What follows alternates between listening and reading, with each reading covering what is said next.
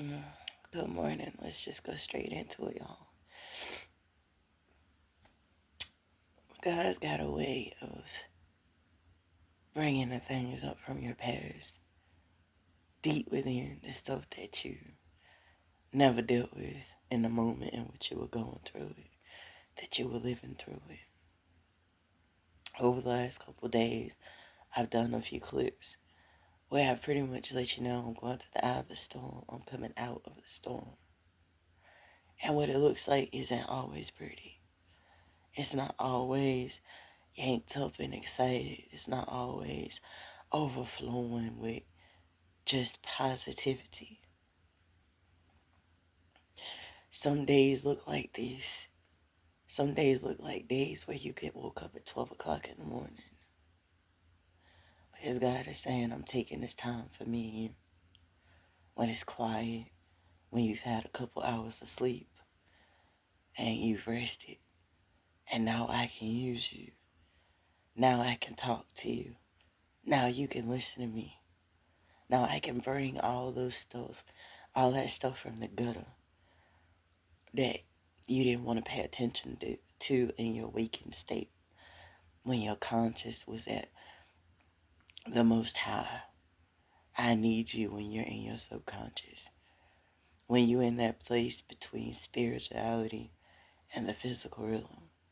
Because that's the time I can get you to truly see what it is I'm trying to uproot, what I'm trying to take away, what I'm trying to shake up. Even the things that you weren't aware of and the things that you couldn't see. When I opened my eyes this morning, an event that happened in 2013 is what was hitting me. I know it's 2025, almost the end. We're at the end, but I mean almost at the very end of 2025. And the 24th of this month, literally at the end of this week, I would be another year old. I would have made it through to see another year I've never seen before. And this year has been one of the most interesting years I've ever had in my life. I'm not saying it's been the only one, but it's been one of the most interesting. Why I've had some amazing highs and I've had some amazing lows. And they've all been mushed up together. Where I can't see where it began, where it ended, where it is, or where it's going to end up at. And that is the perfect place of magic, the perfect place of miracles, blessings, and breakthroughs. This is the kind of stuff that God uses to shape us, to build us, to grow us, to heal us, and to elevate us and put us into position. It's the things that God uses to build our muscles, both our mental, our emotional, our physical, our spiritual, our sexual, and even our financial and social muscles. He shows you what is and what isn't. He shows you what's real, what's permanent, and what's always meant to be temporary. And he raises up all that stuff. He makes you deal with all those things you never dealt with. See things through new eyes. See things through a new conscious and subconsciousness in order for your spirit to elevate and for you to become that person you were always meant to be. That person that you were trained to be, prepared to be. And that's what God has used 2025 for me. I've had so many new things, so many new experiences, so many blessings, breakthroughs, and miracles. Just as many things that deserve and was needed and necessary and required to be killed, stolen, and destroyed. Both feelings and emotions, both relationships, people, places, things. Even the things that even if they weren't in my physical world, in my physical experience, in my physical reality, they were in my spiritual. They were in my emotional. They were in my mental. And all those chains needed to be broken. That way needed to be cleared in order for new ways to be made manifest into my life experience. And I share this with you because God is doing the same thing for you. You think, why are these memories coming up from the past?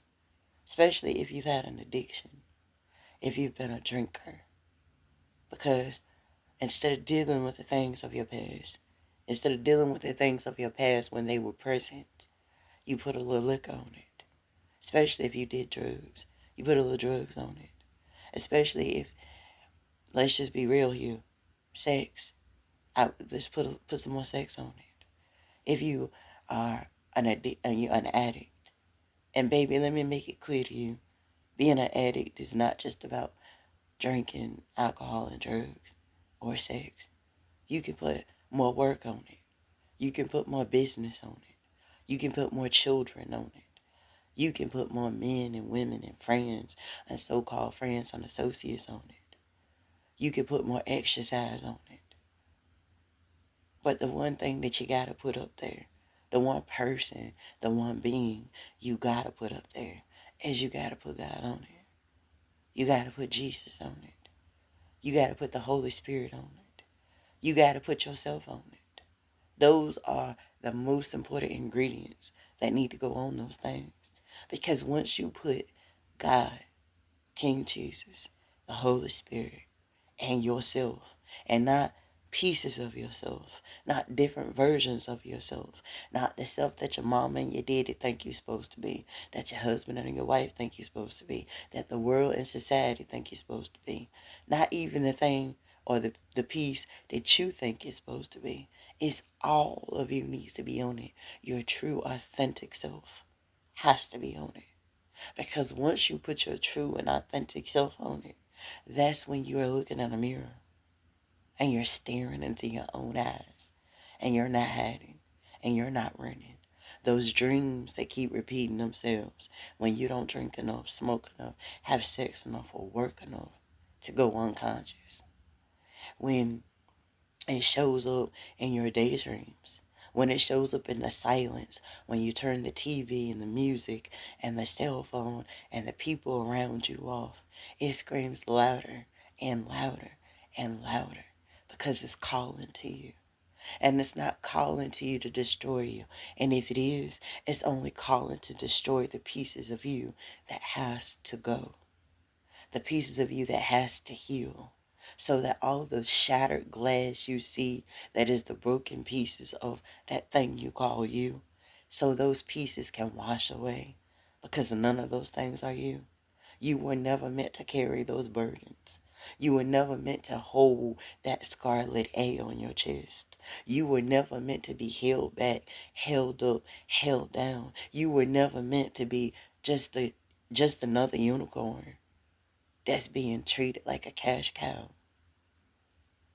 that's being treated like a golden ticket, that's being treated like a stepping stone or a rug that anybody and anything can walk all over, including you. The biggest person that does us a disservice isn't the world, it's us. It's us because we allow it. It's us because it's in our energy. And with the law of attraction and all the other laws of the earth, what you put out, you must get back. So if you do yourself dirty, you got to keep attracting people, places, things, circumstances, and situations to do you just as dirty as you doing yourself. As bad as you treat yourself, that's how many bad people got to be attracted to you and you got to be attracted to. As much toxicity as you have within, that's how much toxicity you got to attract. Because not everybody comes to heal you. Not everybody comes to save you. Not everybody comes to cover you and protect you. God does. King Jesus does. The Holy Spirit does. But if you yourself aren't right there, right along with them, doing it for yourself, protecting yourself, healing yourself, if you aren't lifting yourself up, if you aren't standing up, sometimes we believe that we're breaking.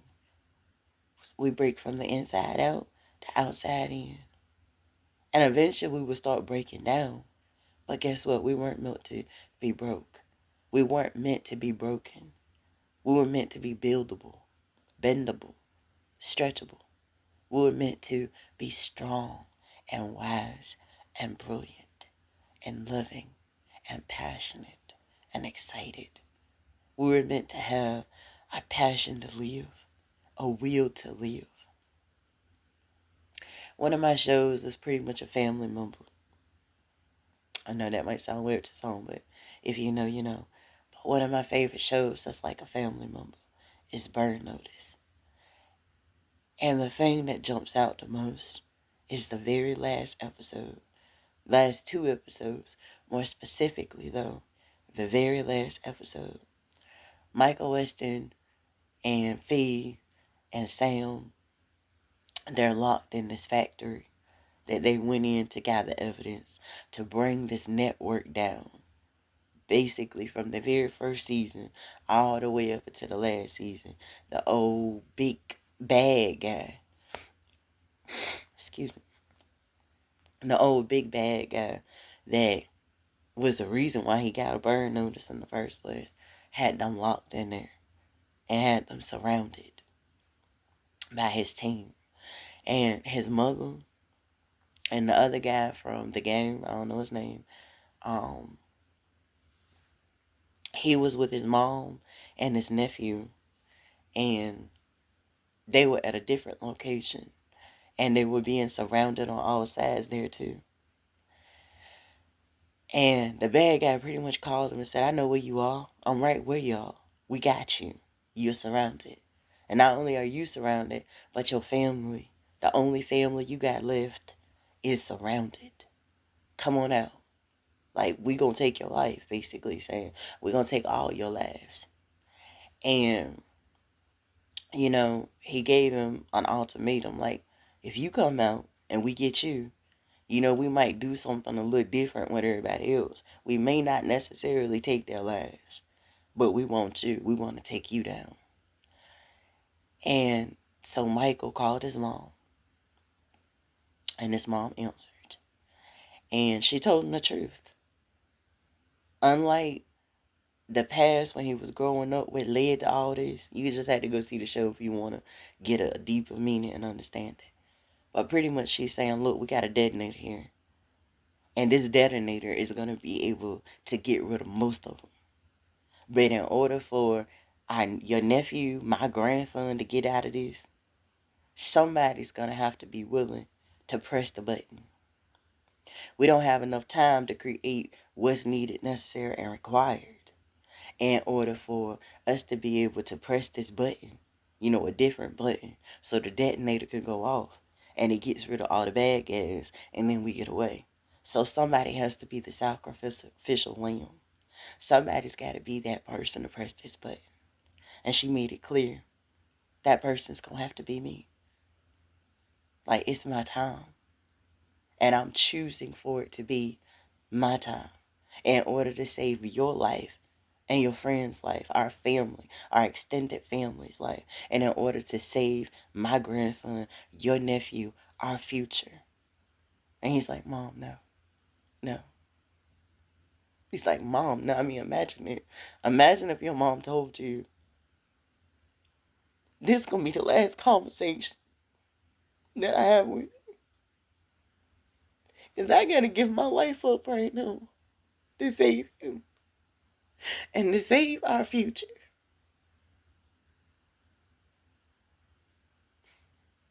Give me a minute, y'all. Because this is personal. I mean, it's a show, but this is personal. And it's even more personal than you can imagine. And she told him that she loved him, and they hung up. And of course, he broke his phone into pieces after that. Nothing else to talk about. He told Sam and Fee what happened. And you can see this last clip of Madeline Wilson when she smoked her last cigarette after she kissed her grandson and told her to listen to Jesse. That was his name in the show, Jesse. She was like, listen to him. I love you so much. Grandma loves you. When she wanted to pour as much more love as she could in this last moment with him to let him know he was loved. Like you ain't gonna understand what's happening, what's going on right now. Like you done lost your mom, you done lost your dad. Now you about to lose me. And Jesse, he was broke down too. Because if you really look at this show, Madeline was everybody's mama. She was everybody's mama. And I'll tell y'all why this is hitting me so hard. Because my mom was the same way. She was the sacrificial lamb. She gave her life for me and for everybody else. And she barely ever lived her own life. It's a different story, but we'll do that another time. But the point is, she said, this is for my boys. When the bad guys came through the door. And as soon as most of them came in, she pressed the button and it goes kaboom. And Jesse and her grandson was in the bathroom, in the bathtub. Then he came out swinging, got rid of the rest of them, got the baby, and got the heck up out of there.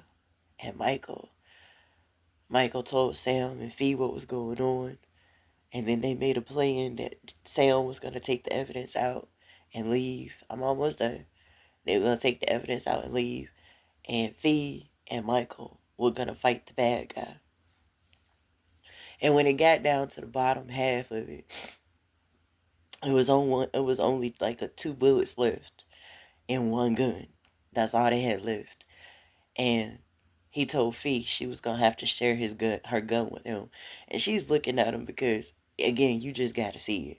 But let's just say he'd already been putting himself out there. Like the whole theme of the show is he always made himself the sacrificial lamb.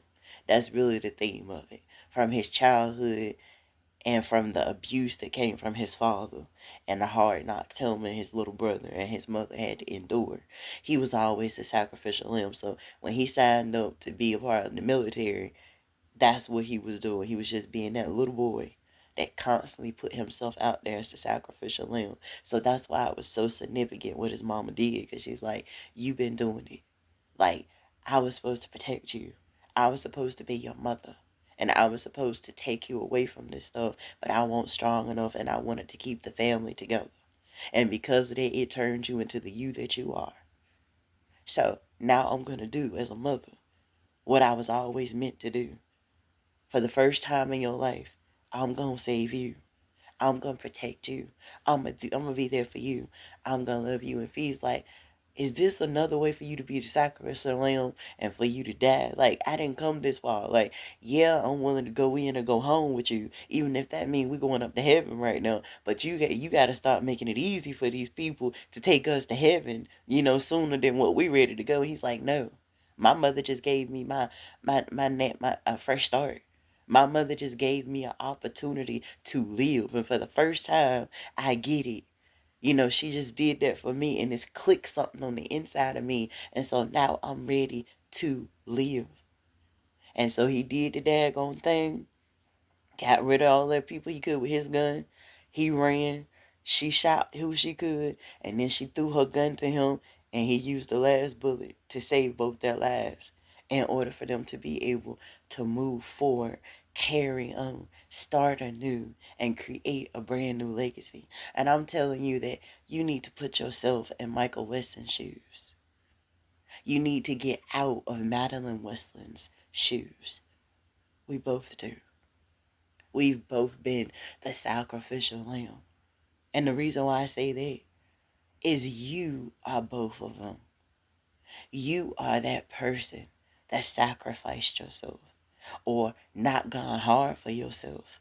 You have chosen to put everybody and everything else first. You have used your opportunity for the last time to be the sacrificial lamb and be willing to let everybody else win. Now it's your turn.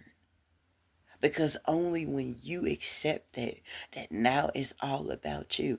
It's the Shonda show. It's that time. And these churros that you see yourself in, the eye of the storm that you've been going through, whatever that looks like for you right now, it's been to show you, look, the past, for me, 34 years, every single time you put another soul before you put yourself. Every single time you put your feelings, your emotions, your thoughts, your wants, your needs, and your desires on the back burner to make everybody else happy, to leave well enough alone. Every memory that you buried, every trial and tribulation that you dealt with, that you just threw down in the basement, and you threw down in the basement, and the basement door has popped off because it's too much. The force of all that stuff stacked up has killed the door so that the door no longer exists, and the door is wide open.